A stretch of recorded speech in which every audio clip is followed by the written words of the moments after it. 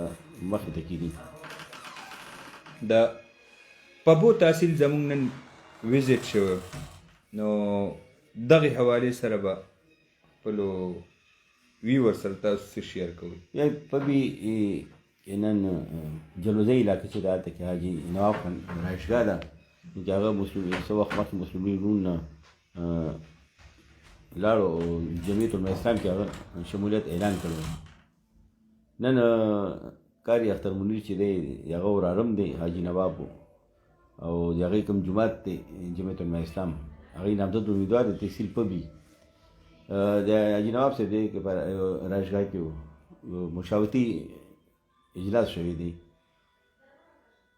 هغې کې قاري اختر منیر دا خطاب کړی دی جمعیت الاسلام چې څومره ضلعي کوم عهدیدار وبکې او مقامي کوم تنظیمونو کارکنان قاری ریاض الله راغلی و، عبدالله شاه راغلی و، تحصیل سابقه ممبر و، هغې خطاب وکړو او ذمهوریان یې حواله کوي. جی کوم فیلډ کې چې الیکشن فیلډ کې چې کوم کار کوي ورکران هغې ته ذمهوریان یې حواله کوي چې دې مورچې باندې و تاسو په دې فیلډ کې و تاسو لګیا وئ.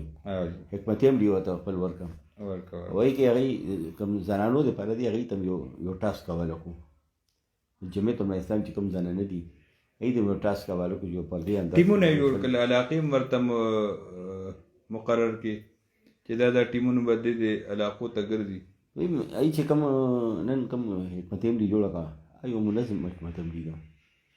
هغې کې ټول معاملات توی کړو چې ورکر به څه کوي هلته او ډور ټو ډور به څنګه کمپین چې کار نه میټینګونه به څنګه رابطه کوي، بل پارټۍ ناراض عهدیدار دي ورکر هغه سره به څنګه کوي او بل جومات خفه ناراضه امیدوار دی تحصیل سره ایډجسټمنټ نه کېږي هغه سره به څنګه رابطه کوي. دا ټول معاملات باندې هغې پوه کړو او دا یې ورته اشاره وکړو هلته څه مشکلات درته راځي په علاقې کې نو بیا حاجي نواب چې دی نو هغه سره دې برای راست رابطه کولی شي. نو یو منظم انداز کمانډ یې خپل لاس کې وایستو. منظم انداز کې جمعیت الاسلام چې دی نو پبي محاذ باندې هغې خپل انتخابي مهم شروع کړی دی او روزانه پکې شمولیت کېږي او روزانه چې کوم دی نوي حکمت عملي خپل کوم فیلډ کې چې کوم په مورچې باندې کوم لګیان دي دی کوم سپایان دي جمعیت هغې ته نوي حکمت عملي روزانه دی ورته حواله کوي. ورته زه هم ډېر زیات په دې علاقې باندې ښه ټف ټایم ورکولی شي.